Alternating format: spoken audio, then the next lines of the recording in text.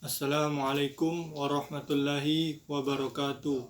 Perkenalkan, nama saya Azi Wahyuda dari kelas 2A Prodi Pendidikan Agama Islam dengan NIM 22232100007. Baiklah, saya di sini akan menjelaskan tentang soal UTS yang diberikan oleh Ibu Asmara Yumarni dengan judul Al-Quran Hadis. Yang pertama, soalnya adalah apa yang dimaksud dengan pengertian, kedudukan, dan fungsi Al-Quran, dan berikan contohnya. Baiklah, saya akan menjelaskan pengertian Al-Quran terlebih dahulu. Pengertian Al-Quran yaitu firman Allah yang mengandung mukjizat yang diturunkan kepada Nabi Muhammad SAW dengan perantara malaikat Jibril yang tertulis di dalam mushaf yang disampaikan kepada kita umatnya secara mutawatir. Yang kedua, kedudukan Al-Quran memiliki kedudukan yang sangat tinggi dan seluruh ajaran agama Islam sebagai sumber hukum pertama, sehingga semua umat Islam menjadikan Al-Quran sebagai pedoman hidup. Contohnya, di dalam Al-Quran surah An-Nisa ayat 59. Yang ketiga, fungsi Al-Quran sebagai petunjuk bagi umat manusia hingga akhir zaman, penyempurna kitab-kitab suci sebelumnya dan sumber pokok ajaran agama Islam yang dibawa oleh Nabi Muhammad SAW, serta sebagai peringatan bagi orang-orang yang takut kepada Allah Subhanahu Wa Taala. Contohnya di dalam Quran surat Toha ayat 2-3. Baiklah, lanjut ke soal yang kedua adalah bagaimana sejarah proses pewahyuan dan penghimpunan Al-Quran, dan berikan contohnya.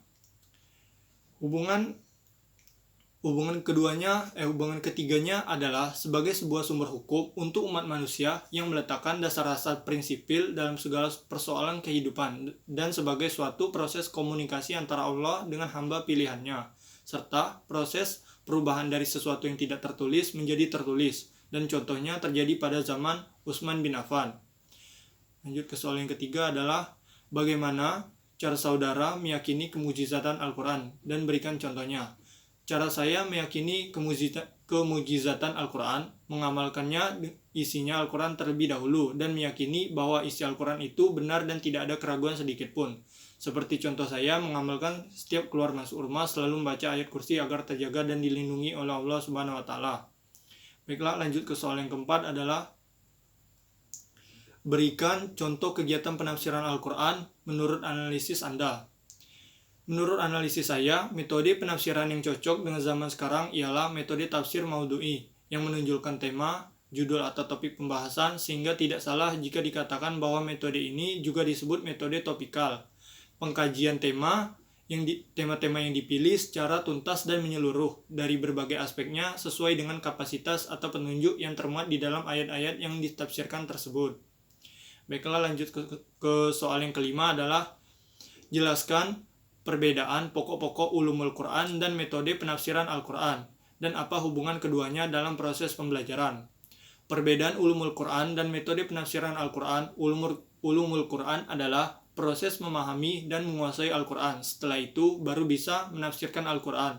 Maka hubungan ulumul Quran juga dapat merupakan ukuran atau standar bagi tafsir Al-Quran.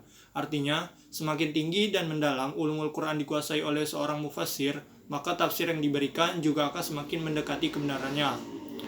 Baiklah, sekian dari saya. Wassalamualaikum warahmatullahi wabarakatuh.